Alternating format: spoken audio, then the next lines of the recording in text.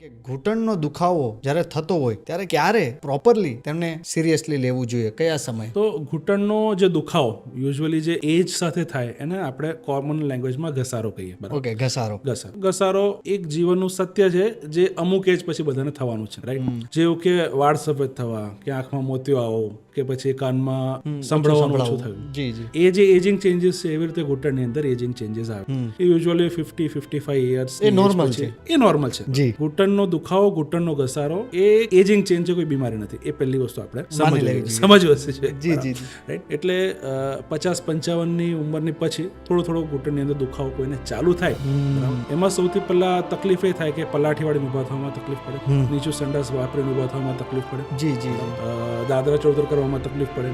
એ early science છે કે એમને ઘૂંટણનો ઘસારાની જસ્ટ શરૂઆત થઈ છે, એ ઘૂંટણનો દુખાવાની. આ જ્યારે તમારી ડેલી એક્ટિવિટીઝ કે તમારી ક્વોલિટી ઓફ લાઈફ એની અંદર જ્યારે તમને પ્રોબ્લેમ આપવા લાગે ત્યારે તમારા ડોક્ટરને બતાવજો. ક્વોલિટી ઓફ લાઈફ દરેક માણસ માટે અલગ અલગ હોય છે. કોઈનું બેઠાડું જીવન હોય, એમને ઘૂંટણનો ઘસારો હોય પણ એમને કોઈ તકલીફ વધુ ના આવતી હોય, બરાબર, તો એવા લોકો આ વસ્તુને ઘણી વખત આગળના સ્ટેજ પર ખેંચી જતા હોય છે. કાં તો અમુક વાર લોકોને સારવારની જરૂર બી નથી પડતી કારણ કે એ લોકોનું એટલું લેવલ ઓફ એક્ટિવિટી નથી. જ્યારે વધારે એક્ટિવ લોકો હોય છે એમને આ તકલીફો વહેલી થવા લાગે.